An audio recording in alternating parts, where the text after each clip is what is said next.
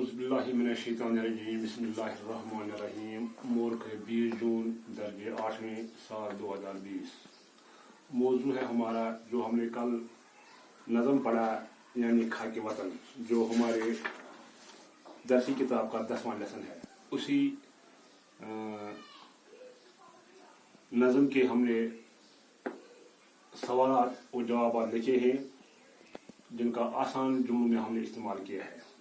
सबसे पहला सवाल, अमन को शायर क्यों ज़रूरी करार देता है?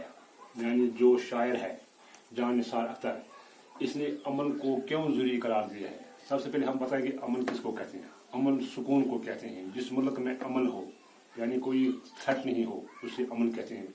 जिस मुल्क में अमन हो, जिस कौम में अमन हो, वो कौम वो मुल्क तरक्की कर सकता है। शायर अमन को ज़रूरी इसलिए करार देता है कि अमन से कौम तरक्की करती है। यानी जिस कौम में अमन हो वो कौम, वो वतन, वो मुल्क तरक्की करता है।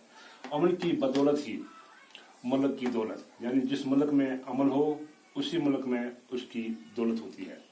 जैसे जंगल, खेतियाँ, वादियाँ, पहाड़, नबातात, हैवानात, तारीखी मकामात वगैरह। तारीखी मकामात उन मकामात को कहते हैं जो यादगार होते हैं, जो पुराने ज़माने में बनाए जाते हैं, जो कौम की हकीकी दौलत हैं महफूज रहे हैं। जिस मुल्क में ये कौमी दौलत है वो महफूज रहे हैं। दूसरा सवाल है हमारा, वतन की किन चीज़ों से शायर मोहब्बत का इज़हार करता है। यानी जो शायर है जान निसार अख्तर, वो वतन में किन चीज़ों से मोहब्बत का इज़हार करता है। शायर वतन की सब चीज़ों से मोहब्बत का इज़हार करता है। शायर इन सब चीज़ों को कौम की जायदाद समझते हैं। शायर इन सब चीज़ों को कौम की जायदाद यानी कौम की अमानत समझते हैं।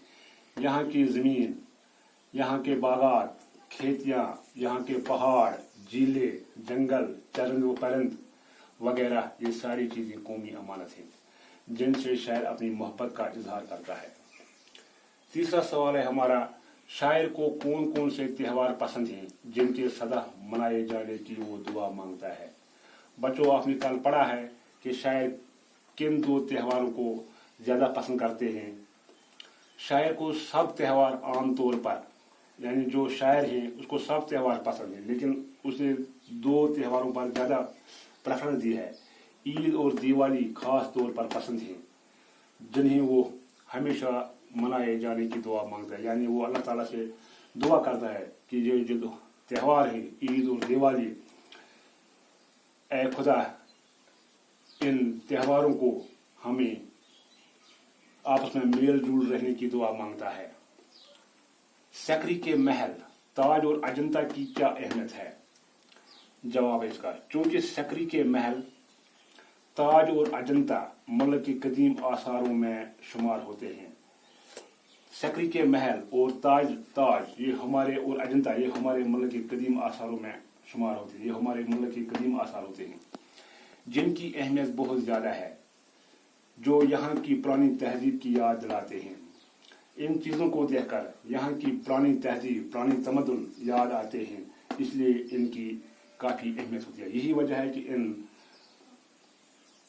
मकामात यानी ताजमहल, सकरी या अजंता मुल्क के कदीम आसार, इसलिए इनकी काफ़ी अहमियत होती है। फितरत के किन मनाजर से शायर मुतासिर हैं। यानी जो शायर हैं जान निसार अख्तर, वो किन चीज़ों से मुतासिर हैं, इनको किन चीज़ों से असर हुआ है। हमारे देश यानी देश मुल्क को कहते हैं। हमारे देश में फितरत के काफ़ी मनाजिर मौजूद हैं। जो हमारा मुल्क है, जो हमारा देश है, इसमें फितरत के काफ़ी मनाजिर मौजूद हैं।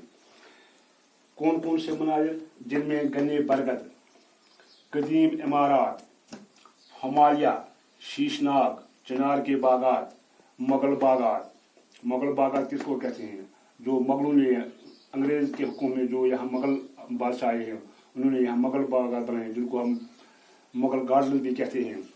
सुबह बनारस, शाम, उवध, सकरी, नीनी, अजंता खास अहमियत के हामिल हैं और शायद इन सारे मनाजिर से मुतासिर हैं। इन सब चीज़ों को देखकर جو جان نثار اختر ہے وہ قدرتی مناظر سے متاثر ہے۔